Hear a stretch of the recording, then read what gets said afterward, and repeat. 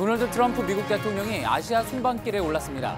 한미 정상회담은 7일 예정됐는데 한국이 중국과 사드 문제를 일단락 지으면서 내놓은 이른바 삼불 검토를 놓고 미국과 중국 간의 미묘한 입장차가 드러나고 있습니다. 검찰이 이르면 다음 주 박근혜 정부 시절 국정원장이었던 남재준, 이병기, 이병호 전 원장을 피의자로 불러 조사할 예정입니다. 박근혜 전 대통령이 특수활동비 상납을 지시했는지 여부가 주요 조사 대상입니다. 창원터널 화물차 폭발 사고를 낸 5톤 트럭 운전자가 2년 전에도 이번과 똑같은 사고를 냈던 걸로 JTBC 취재 결과 드러났습니다. 오늘 이슈 플러스에선 운송회사들의 안전불감증과 관리 사각지대에 놓인 지입 차량에 대해 집중 보도합니다. 자유한국당 홍준표 대표가 추태 그만 부리고 당을 떠나라며 친박근혜계를 압박했습니다. 박 전 대통령 제명에 이어 친박계 핵심들에 대한 인적 청산 의지까지 밝힌 건데 이에 따라 바른정당 의원들의 복귀도 속도를 낼 전망입니다. 애플이 오늘 신제품 아이폰 X을 전 세계 50개국에서 출시하면서 고객들이 밤새 줄 서 기다리는 풍경이 재현됐습니다. 국내에서는 해외 직구로 제품을 사겠다는 사람들이 늘고 있는데 실제로 유리한 건지 직접 따져봤습니다. JTBC 뉴스룸 지금 시작합니다.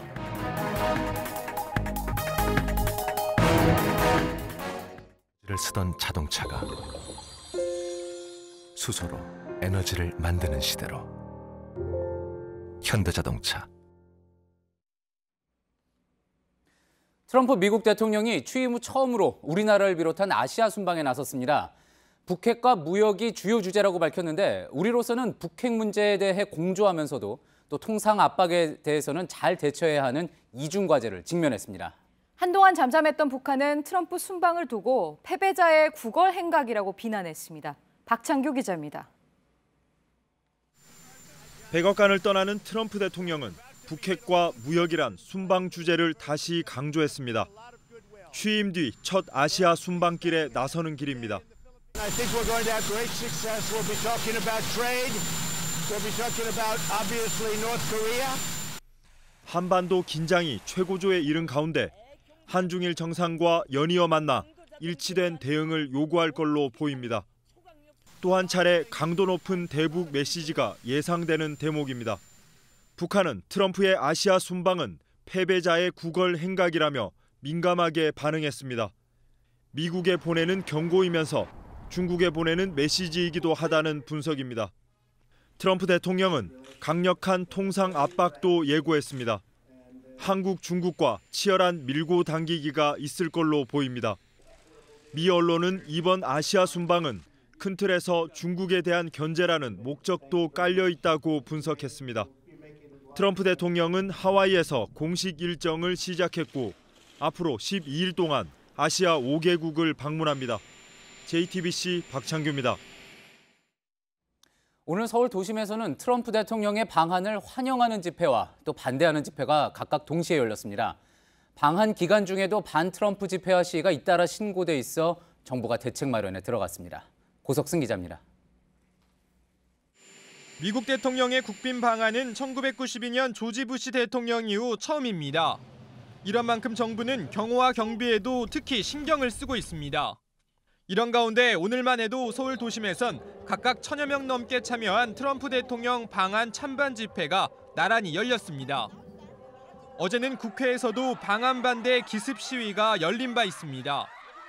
트럼프 대통령의 방한 기간인 7일과 8일에 서울에 신고된 집회가 이미 100건을 넘겼는데 이 중 상당수가 국회와 청와대 근처로 신청됐습니다.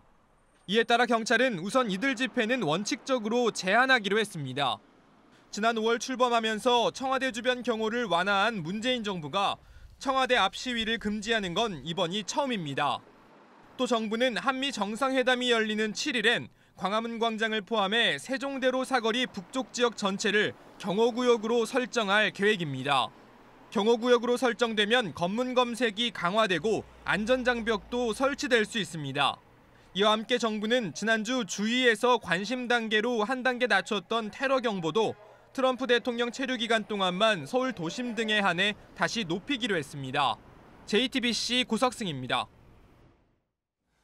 트럼프 대통령의 방한과 한미 정상회담을 앞두고 그런데 다소 미묘한 사안이 하나 발생했습니다. 바로 한중 양국이 사드 문제를 일단락지으면서 내놓은 이른바 삼불 검토를 놓고 한국과 미국 그리고 중국 사이에 입장차가 나오고 있는 겁니다. 정치부 이지은 기자와 이 문제 한 걸음 더 들어가서 짚어보겠습니다. 자, 이지은 기자, 일단 삼불에 대해서 좀 설명을 해주시죠. 네, 한국과 중국 정부가 지난달 말에 사드 관련해서 이 갈등을 일단락하면서 강경화 외교부 장관이 밝힌 게 있습니다. 이 중국과의 협의 내용인데 보시죠. 이 사드 추가 배치 가능성 그리고 미국의 그 미사일 방어 체제 편입 또 한미일 군사 동맹에 대해서 검토를 하지 않는다. 이렇게 밝힌 겁니다. 이른바 이게 삼불인 겁니다. 예, 이 내용이 이제 또 국회에서 질의 과정에서 나오기도 했었죠. 그런데 이제 중국이 이 부분을 두고 검토를 안 한다 한 거를 한국이 약속을 했다 이렇게 이야기를 해서 또 주장해서 논란이 된 거죠. 그렇습니다. 중국이 그렇게 좀 주장을 하면서 우리 입장이 곤란해진 겁니다. 예. 결국 우리 측이 문제를 제기했고요. 중국은 약속이라는 그 말을 입장 표명으로 바꿨습니다. 이 국가 간에 있어서 약속과 입장 표명은 상당히 다른 거죠. 그렇죠. 그런데 이제 그럼에도 불구하고 미국이 이 부분에 대해서 삼불 부분에 대해서 또 바로 불편한 기색을 또 드러내지 않았습니까? 그렇습니다. 맥메스터 백악관 국가안보보좌관이 이렇게 이야기를 했습니다.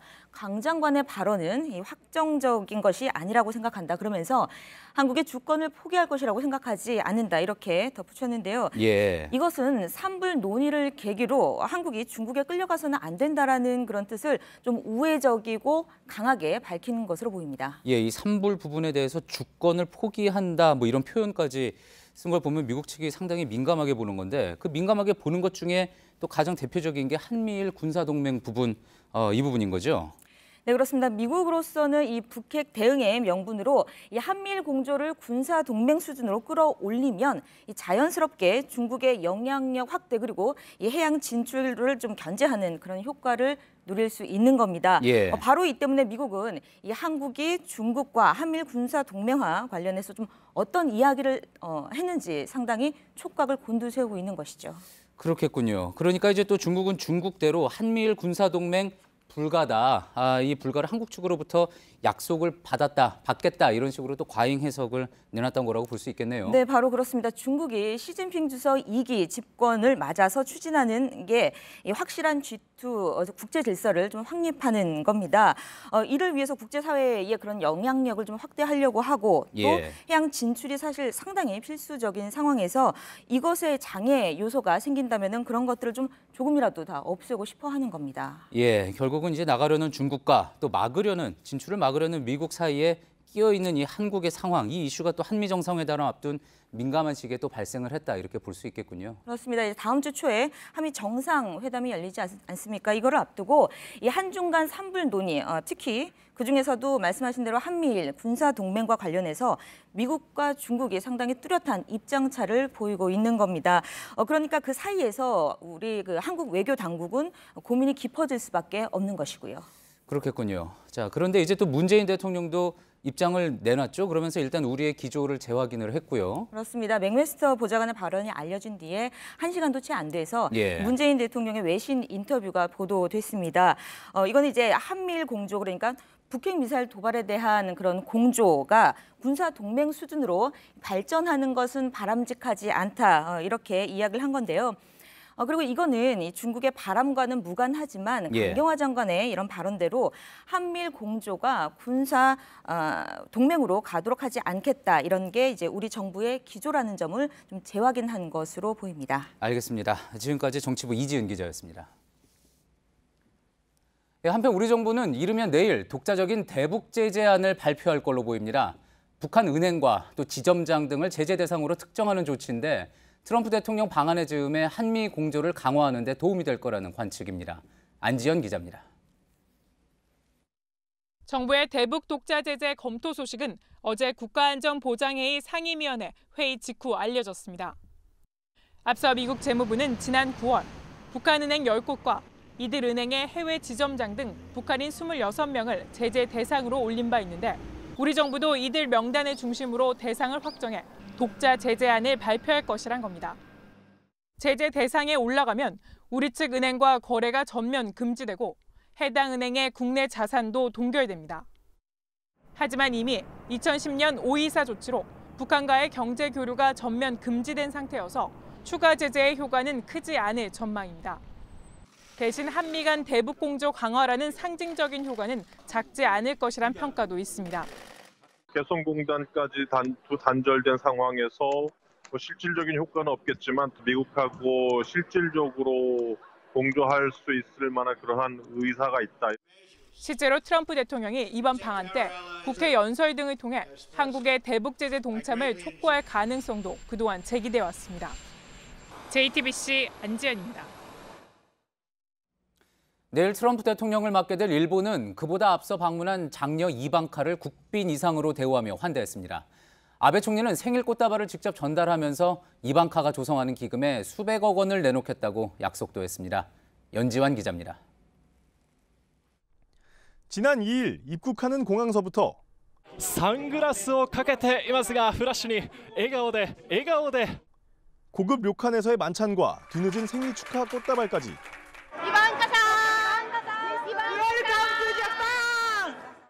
일본은 이방카 트럼프의 방문으로 떠들썩했습니다.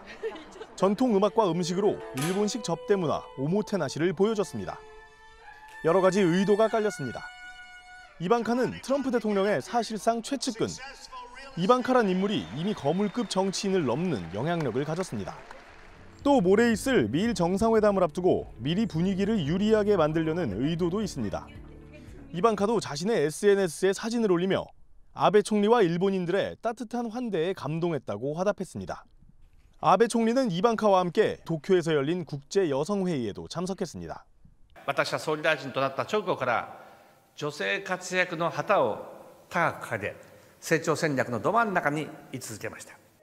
이 자리에서 아베 총리는 이방카가 조성하는 기금에 위안부 위로금의 5배가 넘는 556억 원을 기부하기로 했습니다. JTBC 연지환입니다. 국정원 특수활동비 수사가 돈을 준 전임 국정원장을 향하고 있습니다. 검찰은 이르면 다음 주에 남재준, 이병기, 이병호 이 3명을 피의자로 불러 조사할 계획입니다. 박근혜 전 대통령이 상납을 요청했는지가 관건입니다. 이서준 기자입니다. 검찰은 이르면 다음 주 박근혜 전 대통령 시절 국정원장을 지낸 남재준, 이병기, 이병호 전 원장을 피의자로 불러 조사할 계획입니다. 박 전 대통령 지시를 받고 특수활동비를 상납했는지 등이 주요 조사 대상입니다. 특히 남재준 전 국정원장은 박 전 대통령을 직접 만나 특활비 상납을 요청받은 것으로 알려졌습니다. 남 전 원장 시절 월 5천만 원이었던 상납금은 이병기 전 원장이 취임하면서 1억 원으로 올라간 것으로 전해져 추가 상납 요청이 있었는지도 확인해야 할 부분입니다. 정기적으로 상납받은 1억 원 외에 청와대가 요구할 때마다 특수활동비를 추가로 줬는지 여부도 조사 대상입니다. 특히 이병호 전 원장을 상대로는 새누리당 대구 경북 경선 여론조사 비용 5억 원을 청와대에 전달한 경위를 조사해야 합니다. 검찰은 조사 결과에 따라 3명의 국정원장에 대해서도 구속영장 청구를 검토할 예정입니다. JTBC 이서준입니다. 검찰은 구속된 이재만, 안봉근 전 비서관에게 국정원 특수활동비를 어디에 썼는지 추궁하고 있습니다. 특히 검찰은 최순실 씨가 막대한 현금을 쓴 점에 주목하고 있습니다. 서울중앙지검의 취재기자 연결해보죠. 임지수 기자, 상납금을 어디에 썼는지에 대해서 진술들이 어떻습니까? 네, 박 전 대통령에게 자금을 전달한 건 맞지만 박 전 대통령이 어디에 썼는지는 모른다는 입장입니다. 하지만 이들 문고리 3인방이 앞서 명절 떡값 명목으로 박 전 대통령으로부터 3천만 원대 현금을 받아왔다는 진술을 확보한 것으로 파악됩니다. 하지만 그 떡값의 출처도 국정원 특활비였는지 여부는 확인되지 않았습니다. 네, 안 전 비서관이 국정농단 사태가 불거진 지난해 7월에는 국정원의 상납을 중단하라고 했잖아요. 그런데 2달 뒤에 청와대가 다시 돈을 달라 했다는 얘기도 있죠? 네, 상납이 중단된 지 2달 만에 기존에 요구했던 1억 원의 2배인 2억 원을 요구했다는 겁니다. 검찰은 그 시점이 지난해 9월이라는 점에 주목합니다. 당시 최순실 씨를 둘러싼 여러 의혹 보도가 쏟아지면서 최순실 씨가 황급하게 독일로 도피했던 시점이기 때문입니다. 네, 이 특수활동비가 최순실 씨에게 갔는지 확인해 봐야겠죠. 그런데 최 씨가 현금을 썼던 정황은 이미 드러났었죠. 네, 최순실 씨는 박 전 대통령의 의상비 그리고 비선 진료비, 차명폰 대금 등을 모두 현금으로 지불했습니다. 또 최순실 씨가 여러 회사의 임대료와 또 자본금 등을 모두 현금으로 지급했던 정황도 주목됩니다. 검찰 수사 결과 최 씨는 WK의 자본금 5천만 원대 그리고 플레이그라운드의 1억 원대 자본금 등 모두 다른 여러 회사의 자본금과 임대료를 현금으로 지불한 것으로 드러난 바 있습니다. 하지만 이렇게 최 씨가 사용한 막대한 규모의 현금의 출처는 아직 밝혀진 바 없습니다. 네, 일각에선 이 돈이 대통령의 통치 자금이니까 문제되지 않는다고 하고 있습니다. 법조계의 의견은 어떻습니까? 네, 헌법은 국회가 국가 예산을 심의해서 확정하도록 하고 있고 또 추가 예산 편성이나 예산 용도의 변경은 국가재정법 등 관련법을 따르도록 돼 있습니다.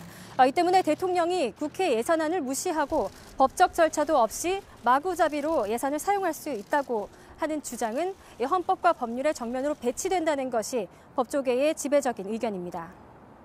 네, 지금까지 임지수 기자였습니다. 우병우 전 수석에게 비선 보고를 했던 추명호 전 국정원 국익정보국장이 어젯밤 구속됐습니다.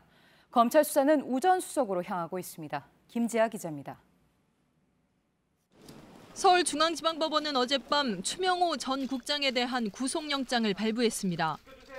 법원은 추가된 혐의를 고려하면 증거인멸 염려가 있다고 밝혔습니다. 앞서 검찰은 지난달 추 전 국장에 대한 영장이 한 차례 기각된 이후 보강 수사를 거쳐 지난 1일 영장을 다시 청구했습니다. 이석수 전 특별감찰관 등을 사찰해 우병우 전 수석에게 비선 보고를 한 혐의 등을 추가한 겁니다. 추 전 국장은 최근 검찰 조사에서 밖의 공직자와 민간인에 대한 정보를 수집해 우 전 수석에게 보고했다고 시인했습니다. 검찰은 조만간 우 전 수석을 소환해 불법 사찰 등을 보고받은 배경과 지시 여부 등을 조사할 예정입니다. 우 전 수석과 추 전 국장은 이전 특별감찰관을 사찰했던 지난해 7, 8월 집중적으로 연락을 주고받았습니다. 당시 두 사람이 하루 10번 이상 3주간 수백 차례 통화를 한 기록도 확인됐습니다. 검찰은 우 전 수석을 국정원법상 직권남용 혐의의 공범으로 판단하고 있습니다. JTBC 김지아입니다. 네, 이명박 정부 청와대가 전용 회선을 깔아놓고 노무현 정부의 대통령 기록물을 수시로 열람한 게 확인됐습니다. 2007년 남북 정상회담과 관련해 NLL 포기 발언으로 논란일 땐 회담 자료를 들여다봤습니다. 이희정 기자입니다. MB정부가 청와대에 설치한 전용선을 통해 국가기록원에 접속한 기록입니다. 2012년 10월 11일에만 2차 남북정상회담 문건을 27차례 열람했습니다. 새누리당이 노무현 전 대통령이 NLL 포기 발언을 했다면서 문재인 야당 대선 후보를 공격한 지 사흘 만입니다. 두 달 뒤엔 박근혜 후보 캠프 김무성 본부장도 같은 주장을 했다 검찰 조사를 받았는데 당시 이들의 정보 출처가 청와대가 아니냐는 의혹이 제기됐습니다. 또 MB정부 청와대는 공영방송과 충돌하던 2008년 4월엔 방송 관련 문건들을, 미국산 쇠고기 수입 논란 땐 한미 FTA 기록물을 집중 열람했습니다. 이렇게 노무현 정부 대통령 기록물을 원격 열람한 게 모두 3,800여 차례에 이릅니다. 정적 국면을 이용하기 위해서 필요에 따라서 이용했다라고 볼 수 있습니다. 국가기록원 측은 생산기간, 즉 청와대가 요청해 당시 규정대로 열람을 허용했다는 입장이지만 외부에서 대통령 기록물을 열람한 건 부적절하다는 지적이 나옵니다. 이 전용선은 박근혜 정부까지 유지되다 탄핵 직후 차단됐으며 문재인 정부 들어선 기록관 직원이 파견돼 관리하는 방식으로 2달간만 운영됐습니다. JTBC 이희정입니다. 네, 어제 자유한국당의 홍준표 대표가 직권으로 박근혜 전 대통령의 당적을 제명했죠. 친박계가 반발하자 홍 대표는 추태종 그만 부리라며 이들에게도 당을 떠나라고 요구했습니다. 신혜원 기자입니다. 자유한국당 홍준표 대표가 페이스북에 쓴 글입니다. 박 전 대통령 제명에 반발하는 친박계를 향해 추태 그만 부리고 떠나라고 썼습니다. 그러면서 이들이 박 전 대통령의 치맛자락을 잡고 호가호위해놓고선 탄핵된 바퀴벌레처럼 숨어 있었다며 비난하기도 했습니다. 박 전 대통령 제명에 대한 반발을 진화하는 수준을 넘어 친박계 핵심 인사들에 대한 청산 의지까지 드러낸 겁니다. 이에 맞서는 친박계는 박 전 대통령 제명의 원천 무효를 주장하고는 있지만 조직적인 반발 움직임은 보이지 않고 있습니다. 박 전 대통령과 함께 제명 대상으로 꼽힌 의원들 측에선 법적 대응을 검토 중이란 이야기가 나오지만 이것도 아직 구체화한 건 아닙니다. 이런 가운데 한국당 내 친박계가 크게 위축되면서 바른정당 내 통합파의 한국당 복귀는 빨라질 전망입니다. 복당의 명분이 마련됐다고 보고 5일 의원총회를 마친 뒤 이르면 6일에는 탈당을 해 한국당에 재입당할 것이란 관측이 나오는 겁니다. 탈당 인원과 관련해서도 당초 1차로 8명 정도가 예상됐지만 통합파 의원들은 더 늘어날 수도 있다고 주장하고 있습니다. JTBC 신혜원입니다.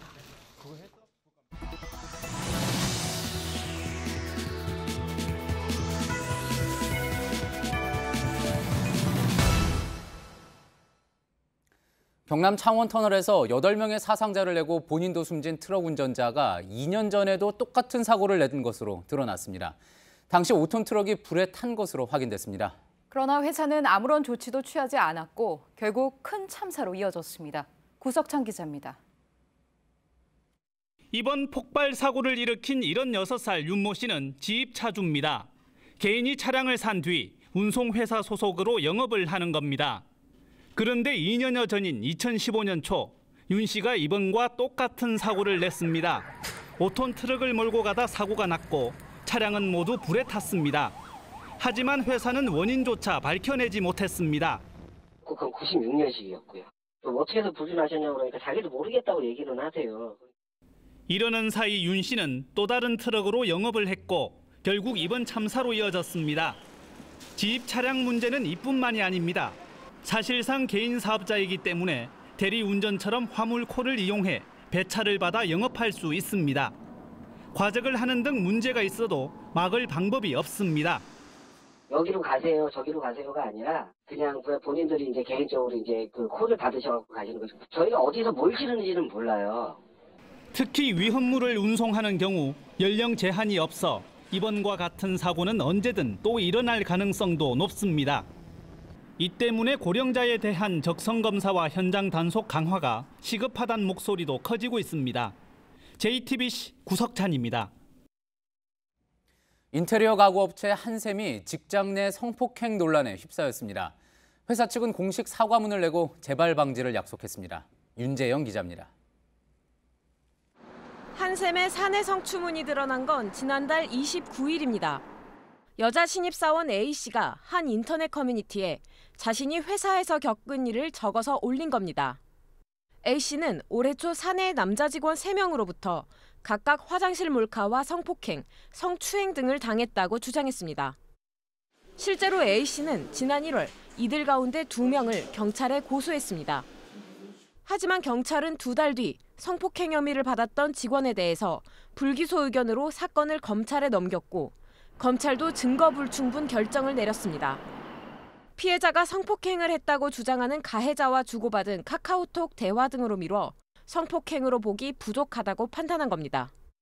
A씨의 글로 파장이 커지자 회사 측은 오늘 사장 명의의 사과문을 냈습니다. 지켜주지 못했던 거에 대한 도의적 책임은 당연히 면치 못하는 거고 그런 생각을 하고 사과를 드린다. 한샘 측은 사건이 불거졌을 당시 몰카 가해자 등 직원 2명을 해고했고 성폭행 혐의를 받던 직원에 대해선 3개월 정직 처분으로 징계 수위를 낮췄습니다.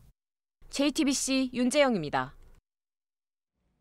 술에 취해 다친 현직 소방서장이 신고를 받고 출동한 구급대원에게 폭언을 하고 또 폭행까지 한 일이 벌어졌습니다. 만취한 상태에서 자신이 납치되는 줄 알았다는 게 그 소방서장의 해명이었습니다. 이승필 기자입니다. 유형민 인천 강화 소방서장은 지난 2일 동료들과 함께 술을 마신 뒤 장소를 옮기다가 계단에서 미끄러져 이마를 다쳤습니다. 신고를 받고 구급대원이 현장에 도착한 건 오후 8시 20분쯤. 응급처치를 하려 했지만 완강히 저항하며 인천 남부소방서 소방사 A씨에게 다짜고짜 폭언을 하고 폭력을 행사했습니다. 올해 24살인 A씨는 지난해 11월 임용된 새내기 소방관입니다. 구급차로 이송하는 과정에서도 좀 그렇고 좀 이게 원활하게 이루어지지 않은 본인 진술로는 뺨을 때린다든가. 유 서장은 폭행 사실을 인정하면서도 당시 납치되는 줄 착각했다고 해명했습니다. 본인 기억으로는 어디 이제 납치되는 줄 알고 반항하고 좀 이랬다는 이제 느낌을 갖고 있더라고요. 인천소방본부는 다음 주 유 서장과 A씨를 불러 조사하고 구급차 CCTV 영상 등을 토대로 경위를 파악한 뒤 사건을 검찰에 넘길 예정입니다. 이와 별도로 공무원 비위에 따른 감찰 조사도 함께 진행하기로 했습니다. 소방기본법상 구급대원을 폭행한 사람은 5년 이하의 징역이나 3천만 원 이하의 벌금에 처해지게 됩니다. JTBC 이승필입니다. 용인에서 일가족 3명을 살해하고 뉴질랜드로 달아난 피의자 김모 씨의 부인 정모 씨에 대해 구속영장이 발부됐습니다. 수원지방법원은 존속 살해를 공모한 혐의를 받는 정 씨가 증거를 없애거나 도주할 우려가 있다며 영장을 발부했습니다. 정 씨는 지난달 21일 남편인 김 씨가 친어머니와 동생, 의붓 아버지 등을 살해하는데 공모한 혐의를 받고 있습니다. 지방자치단체들이 설립한 공공시설 대부분이 적자에 허덕이고 있습니다. 수익이 한 푼도 없는 곳이 있는가 하면 하루 평균 6명도 이용하지 않는 공설운동장도 있습니다. 원인은 당연히 선심성 행정 탓입니다. 정진명 기자입니다. 지난 2001년 123억 원을 들여 만든 전남 고흥의 박지성 공설운동장입니다. 7만 제곱미터 면적의 잔디운동장과 트랙, 좌석 등이 있습니다. 2015년 100만 원의 수익을 올렸지만 지난해에는 아예 한 푼도 벌지 못하고 1억 4천만 원의 운영비만 들어갔습니다. 전남권 환경성 질환 예방관리센터는 100억 원을 들여 만들었지만 평소에는 텅 비어 있습니다. 지난해 방문객은 6,600여 명이 전부이고 4억 2천만 원의 적자를 냈습니다. 충남 청양의 공설운동장은 지난해 2,170명이 이용했습니다. 하루 평균 6명에도 못 미칩니다. 군 단위이기 때문에 행사나 이런 거는 수가 이렇게 제한적일 수밖에 없고요. 이렇게 지난해 전국 691곳의 공공시설 중 79곳만 운영수지 흑자를 기록했습니다. 나머지 612곳은 모두 적자였고 수익이 아예 없는 곳도 41곳에 달했습니다. 지자체들이 지역 여건과 재정, 수요 등을 고려하지 않고 선심성 행정으로 무분별하게 건립한 탓입니다. 무리한 투자에 따른 재정 부담은 고스란히 주민들이 떠안아야 하기 때문에 인력을 줄이거나 행사를 유치하는 등 적자 폭을 줄이기 위한 노력이 필요하다는 지적입니다. JTBC 정진명입니다. 예, 요즘 국내외적으로 푸드트럭 창업이 인기입니다. 오늘 서울 여의도에서는 푸드트럭의 날 행사가 열렸는데 쌀쌀한 날씨에도 많은 시민들이 찾아와 다양한 음식을 즐기며 즐거운 시간을 가졌습니다. 이수정 기자가 다녀왔습니다. 푸드트럭에서 화려한 불쇼가 펼쳐집니다. 모여있던 시민들의 눈길을 단번에 빼앗습니다. 음식이 한가득 담긴 접시를 받아가는 시민들의 표정에 기대가 가득합니다. 5분 정도 기다리면 이렇게 스테이크를 받아볼 수 있는데요. 브리또부터 곱창까지 다양하게 준비된 이곳 여의도 물빛광장에서는 먹고 싶은 것이 달라 서로 싸울 일도 없습니다. 각자 이제 할아버지 할머니 좋아하시는 거 이렇게 딱 하시고 애들은 애들끼리 하고 저희는 저희끼리 이렇게 분담해서 딱 모이니까 너무 좋은 것 같아요. 따뜻한 음식은 추운 날씨도 녹였습니다. 날이 좀 춥지만은 이렇게 따뜻한 음식이 바로바로 나와서 그 보온 효과도 되고 여자친구가 같이 있어서 따뜻한 것 같습니다. 특별한 날을 보내기 위해 가족과 함께 찾기도 했습니다. 결혼 기념일이고 해서 가족들과 함께 뜻깊은 시간을 가지고 있는 것 같습니다. 첫 푸드트럭 행사인 만큼 가격도 할인되고 기부도 할 수 있어 의미도 있었습니다. 할인해주니까 더 좋고요. 또 뭐 일부 분들께서는 기부한다고 하시니까 또 더 뜻깊은 것 같았어요. 푸드트럭 행사가 단순히 음식을 먹는 곳이 아니라 문화 공간으로 변하고 있습니다. JTBC 이수정입니다. Are you getting it? iPhone. Today, Apple is going to reinvent the phone. 네, 2007년 애플이 아이폰을 발표하죠. 그러면서 IT 산업은 변화를 맞습니다. 키워드는 스마트폰이었습니다. 이 스마트폰 시장을 놓고 세계 전자회사들이 치열한 경쟁을 시작합니다. 그리고 이렇게나 많은 스마트폰들이 쏟아져 나옵니다. 불과 10년 만에 스마트폰 없이는 살 수 없는 세상이 됐죠. 삼성, LG, 소니, 화웨이, 지금도 도전은 계속되고 있습니다. 이런 가운데 애플은 10주년을 기념해 오늘 아이폰 X을 내놨습니다. 출시에 들어간 50개 나라에선 사전 예약을 못한 고객들이 이번에도 밤새며 줄을 섰습니다. 심재우 특파원입니다. 가장 싼 가격이 $999인 아이폰 X을 구입하려는 소비자들이 애플 매장 앞에 장사진을 이뤘습니다. 새 제품을 구매한 가브리엘라의 얼굴에 한박 웃음이 가득합니다. I'm so excited about the new phone, also about the camera, the edge display. 새로운 폰을 구입하려는 열성 팬들은 전날부터 밤샘 줄서기를 불사했습니다. 출시 12시간 전인데 벌써부터 이렇게 긴 행렬이 이어지고 있습니다. 비싸게 되팔려는 중국 관광객들이 특히 눈에 많이 띕니다.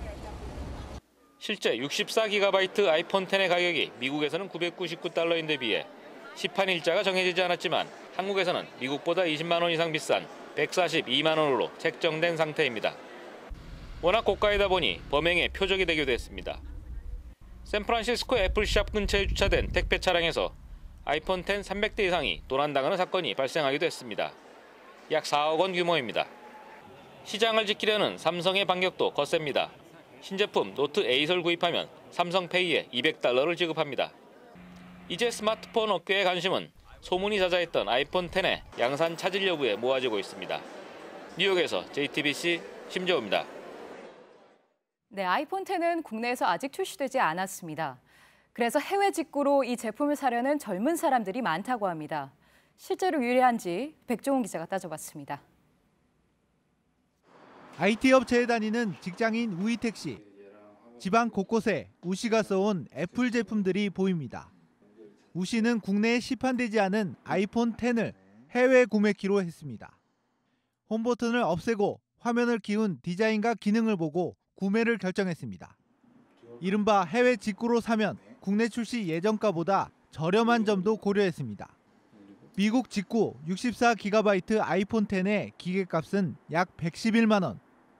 여기에 부가세와 배송료 약 10만 원을 더하면 120만 원 선입니다. 아직 출시 전인 국내 아이폰 X 64GB 출고 예정 가격 142만 원과 비교하면 약 20만 원 저렴합니다. 지난번에 아이폰 7도 구매를 했었는데 그때도 해외 직구 서비스를 통해서 구매를 했는데 생각보다 되게 과정도 간단하고 하지만 단점도 있습니다. 일단 배송에 3, 4주가 걸린다는 점입니다. 만약 애플이 12월 중 한국에 아이폰 X를 출시하면 우 씨가 일반 소비자보다 앞서 아이폰 X를 쓰는 기간은 2, 3주에 그칩니다. IT 전문가들은 애플 제품을 직구하는 가격 장점이 예전에 대당 3, 40만 원이었던 데 비해 줄어들었다는 평가도 하고 있습니다. JTBC 백종훈입니다. 남심 잡으려는 가전제품들이 늘고 있습니다. 젊은 남성을 겨냥한 청소기나 냉장고가 시중에 꽤 나와 있습니다. 캐릭터 좋아하는 어른을 위해 가전도 꼭 장난감처럼 진화했습니다. 박영훈 기자입니다. 영화 스타워즈의 악당 다스베이더입니다. 등장할 때마다 웅장한 배경음악과 특유의 숨소리를 냅니다. 이런 다스베이더를 본뜬 로봇 청소기가 나왔습니다. 투구를 쓴 겉모습은 물론이고 씩씩거리는 숨소리까지 따라 있습니다.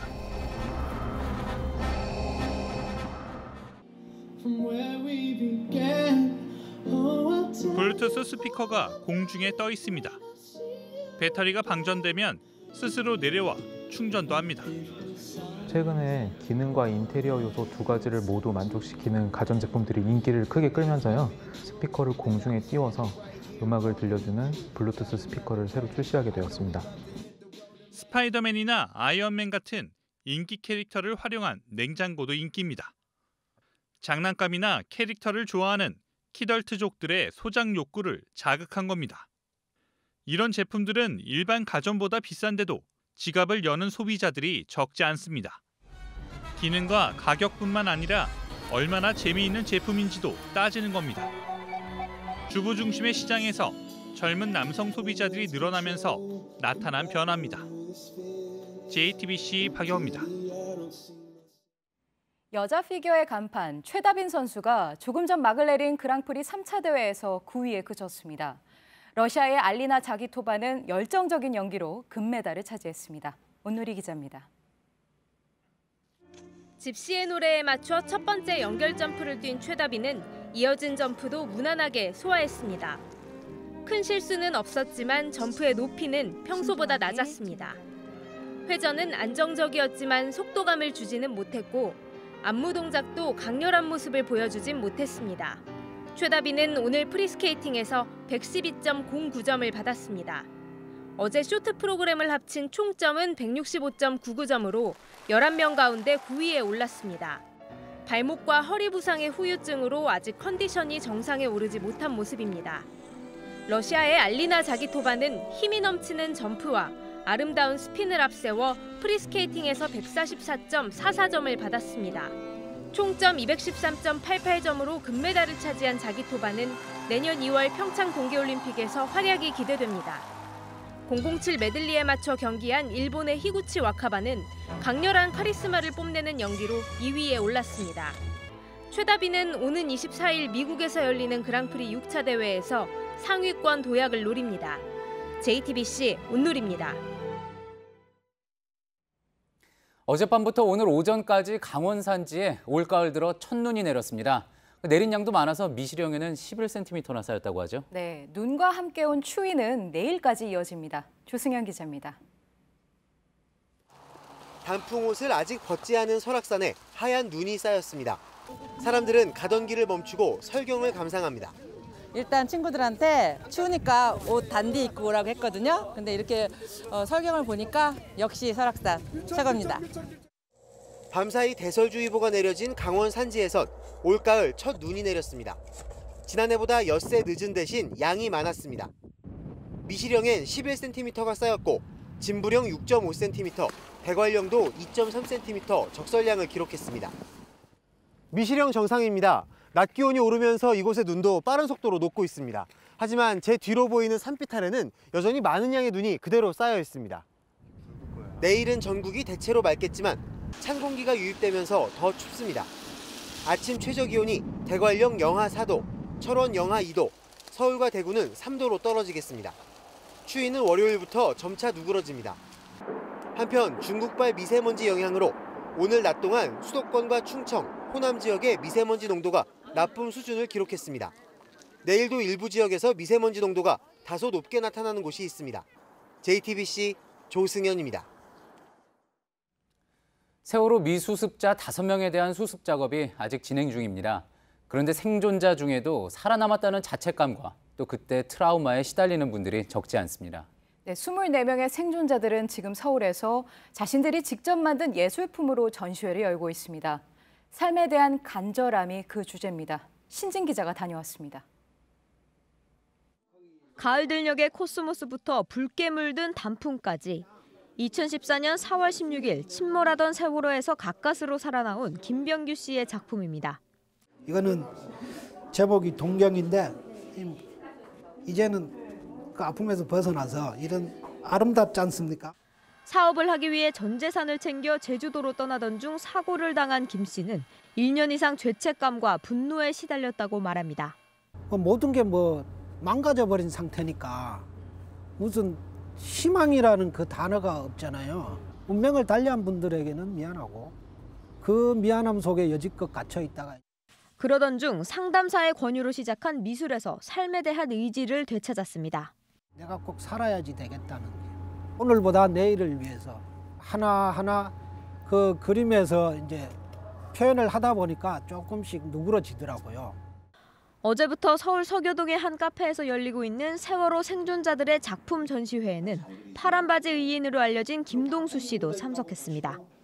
화물차 운전사였던 김 씨는 당시 소방호스로 학생 20여 명을 구하면서 화제가 됐지만 아직까지 극심한 트라우마와 부상 후유증에 시달리고 있습니다. 병원에 있으면서 많은 보탬이 됐죠. 그냥 거기에 도취돼서 아무 생각도 안 나죠. 거기에 집중하니까. 애초 예술과는 거리가 멀었던 24명의 생존자들은 인형과 그림 등 자신의 손으로 직접 만든 작품을 통해 삶에 대한 간절함과 소중함을 전하고 있습니다. JTBC 신진입니다.